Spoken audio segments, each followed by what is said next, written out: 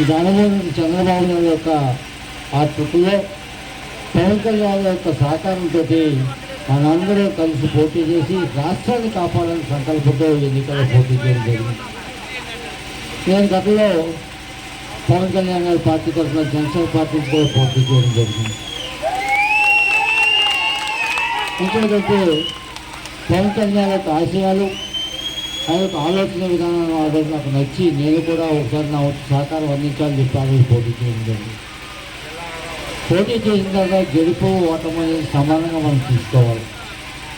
తీసుకుంటే మనం ఆలోచించవలసింది మన స్వార్థం కోసం కాదు, మన రాష్ట్రం కోసం, మన ప్రజల కోసం, మన పేదవాడి కోసం, మన పేదవాడి సంక్షేమం కోసం మనం ఆలోచించి ఈ ముగ్గురు కలిసి ఒక ఎన్డీఏ అనేటువంటి కార్యక్రమం ద్వారా ముగ్గురు కూడా కలిసి ఈరోజు రాష్ట్రంలో పోటీ చేయడం జరుగుతుంది.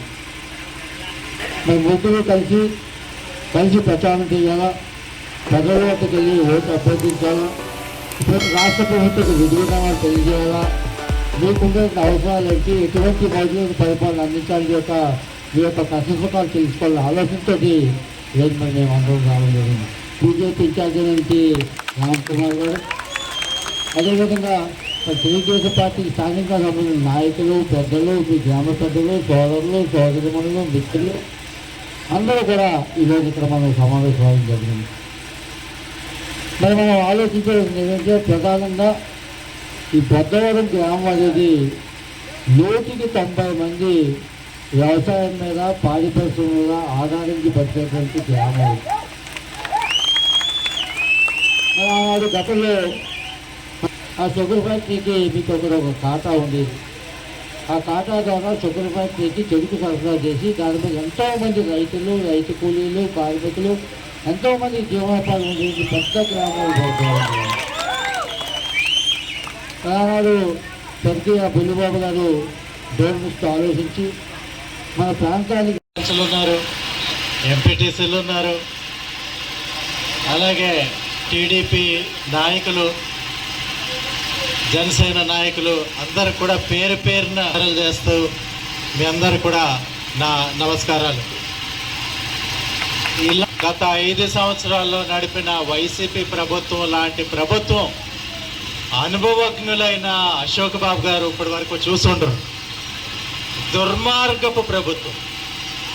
ఒక పక్కన పథకాలు ఇస్తున్నామని చెప్తూ నవరత్నాల పేరు మీద ఒక చేత్తో ఇస్తూ ఇంకో చేత్తో పన్నులు పెంచి ప్రతి వస్తువు ధరలు పెంచేసి ఇంకొక చేత్తో లాక్కోవడం మనం చూసాం ఈ 5 ఏళ్లలో. అభివృద్ధి ఎక్కడా లేదు. సంక్షేమం పేరు మీద ఓటు బ్యాంకు తయారు చేసుకునే ప్రయత్నాలు తప్ప మన పిల్లలకి ఉద్యోగాలు ఇవ్వాలని కానీ, పరిశ్రమలు రావాలని కానీ, రైతులకి ఈ నీటి సదుపాయం కానీ ఏది ఆలోచన చేయలేదు ఈ ప్రభుత్వం. ప్రతి ఒక్కళ్ళకి కూడా వ్యాక్సినేషన్ ఇవ్వడం జరిగింది. అదే వ్యాక్సినేషన్ ఫ్రీగా ఇవ్వకపోయి ఉంటే ఎంతమంది చనిపోయేవారో మీరు ఒకసారి ఆలోచించండి. అదేవిధంగా ప్రజలు ఇబ్బంది పడుతున్నారని ఉచితంగా బియ్యం ఇవ్వడం జరిగింది. దాన్ని ఈ వెహికల్స్ మీద ఈ ప్రభుత్వం తిప్పుతూ తనే చేసినట్టు తన ఫోటో పెట్టుకుని, స్టిక్కర్ పెట్టుకుని చూపించుకోవడం.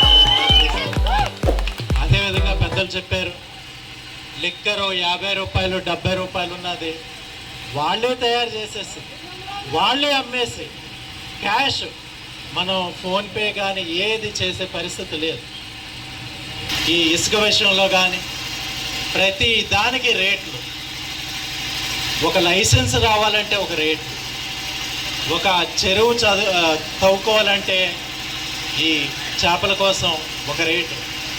ఈ విధంగా వసూలు చేస్తూ చెడ్డ పేరు తెచ్చుకోవడం వలన చాలామందిని తొలగించి కొత్త వాళ్ళని తీసుకురావడం జరిగింది.